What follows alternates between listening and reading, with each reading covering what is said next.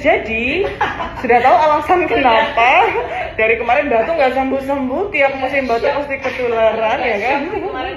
Nah, jadi sesuai dugaan ya, labnya kadarnya hanya 9,8. Padahal kadar optimal yang untuk menjaga kesehatan imunitas kita, membebaskan kita dari alergi, terus dia juga berperan dalam resistensi insulin, diabetes, hipertensi, penyakit komorbid lainnya. Itu adalah vitamin D. Kadarnya 30 sampai 50 harus dijaga di situ. Bagaimana sel imun bisa menjaga tubuh kalau si bahan bakarnya salah satunya adalah vitamin D ini rendah sekali gitu ya.